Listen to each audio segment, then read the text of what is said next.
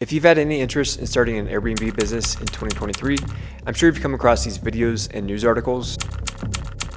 So is the Airbnb bust a real thing? In this video, I'm going to explore why it is and why it isn't. See, in 2023, the Airbnb market is massively fragmented. If you invest in the wrong market, you're going to get absolutely crushed. Today, I'm going to show you where the new gold rush is. So I started seeing these YouTube videos last year around the time frame when we started having like recession fears from YouTubers stating that their Airbnb calendars were totally empty. 2 years ago, I bought a house in Palm Springs and renovated it, and last January, I put it on Airbnb. When the house was finally ready, I was so excited to see how it would do on Airbnb. I'm not gonna sugarcoat it, you guys. We lost money.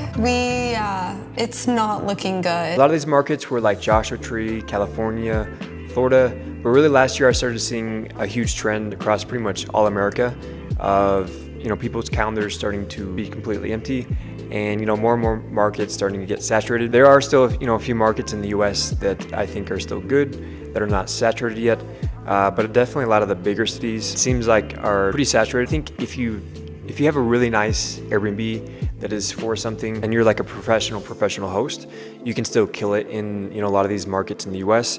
But it's definitely like the difficulty level and competition has gone tenfold when hosting on Airbnb was not as big of a thing as it is today. With that being said, I think there are much easier markets and places to invest in Airbnb in 2023, and they're all pretty much outside the US from what I've done my research on. These are markets in foreign countries, and it seems like the competition is still relatively low in a lot of these markets, and that's key whenever doing anything in business. You don't want crazy competition. But yeah, today we're going to go over more or less 5 different markets that I've identified as being still really good to invest in. So first off, before we get into the actual cities and countries, you might be asking why or how do I find these markets? How do I identify markets that are still hot, that are not saturated? And it's as simple as going on the Airbnb platform and looking at other people's calendars.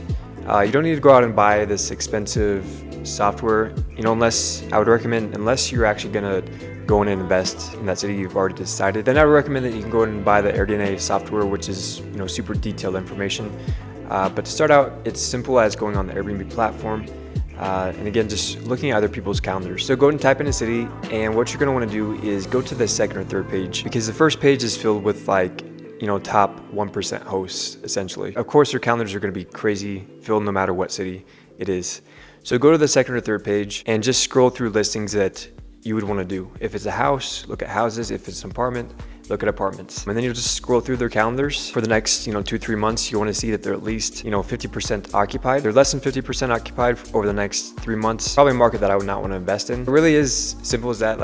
Again, you don't have to go out and buy this expensive software. This is how I do all my research for Airbnb. So let's go and get into some of the markets that I've already identified.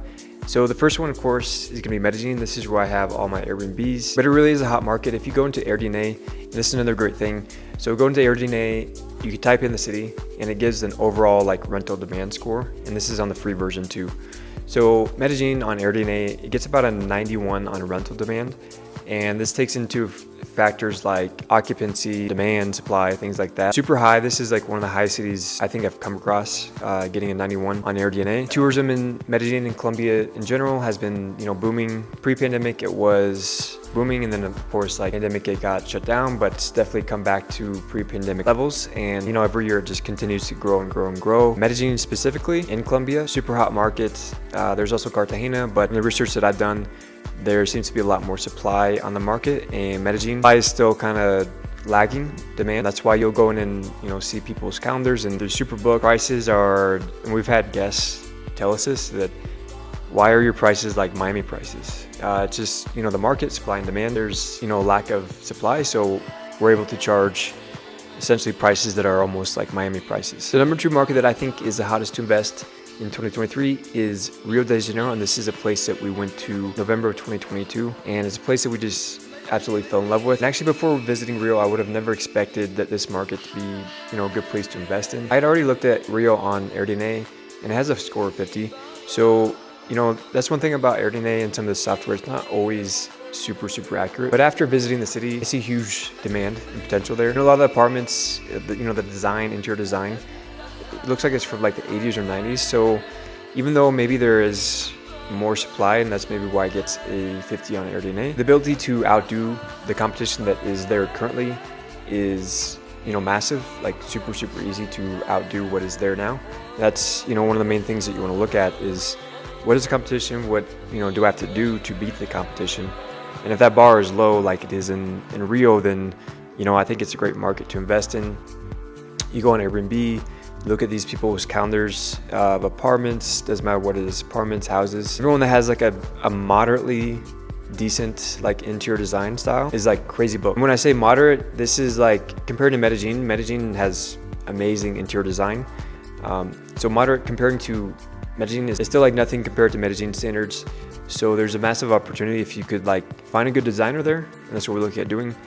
And doing a good design on apartments, houses. And another thing, like the apartments that you see that are like from the 80s or 90s, they're still booked, and they're getting like some of them like $2,000 or $3,000 a month for a super basic 1-bedroom apartment. That's why I think Rio is a great market. Also, I loved Rio. So that's another great thing about Airbnb is it kind of gives you like the freedom and flexibility to set up these properties wherever you love. So if you love a city and if the market makes sense, it's really fun and cool to set up these places in these foreign cities, foreign countries. And yeah, you have an income producing property, and you can stay there also when you visit, or if you live there. And so the last 3 countries I'm going to kind of group together because it's kind of more like a region, and it's just a region that I've noticed that has like crazy occupancy. And so the 3 main countries that I've identified are all in Europe: it's Italy, Croatia, Portugal. It really includes like all of Europe because in the summertime all of Europe just gets absolutely flooded with American tourists, and it's one of the most visited regions in the entire world. Tourism numbers from not only Americans but other Europeans traveling to other European countries. And if you search Airbnb calendars in pretty much any of these countries in the summertime, they're almost at like 100% occupancy. Some of the main cities that I've identified in Italy would be Rome, Florence, really any region or city that's gets a high volume of tourists. So Rome, for one, gets a huge amount of tourists, and the difficulty of turning a apartment, already existing house, would not be hard to do to turn into an Airbnb. There's also Croatia that gets huge tourism too, really any city along the beach. In Portugal, of course, you have the main city of Lisbon, and I guess they had tax benefits. You could get a golden visa through their program, but actually just last week that ended. So today that market is actually not quite as lucrative. But again, really any country that gets a lot of tourism in the summer in Europe, I think is an excellent market to invest in. These host calendars are booked like crazy, almost again 100% occupancy throughout the summer, and fall also very high occupancy. The only bad thing is in the wintertime you do have a little bit more occupancy, but I would say the summer more than makes up for it. So definitely in my opinion, the Airbnb boom is still alive and well. It's just moved to more international markets, and I think it's a perfect business to start if you want to live abroad or work abroad, but maybe you don't already have online remote work. This is how I was able to generate income living in Colombia. I didn't have any prior like online job or remote work when I came here. I just came here without a plan, and somehow I got into Airbnb. It's allowed me to live here long term. I've been here for almost 5 years. So definitely this business, it's a great model and concept if you're wanting to do this in a foreign country. The international markets, as we've already explored in this video, are still super hot. And I don't think it's ever going to really change. There's just some, added complexity, complications that make these a little bit more lucrative. So I don't think these are ever really going to become saturated. Yeah, that does it for this video. I hope you guys got some value from it. If you have any more questions about doing Airbnb, I do offer one-on-one consulting calls. Link to that is in the description. But yeah, I'll see you guys in the next video.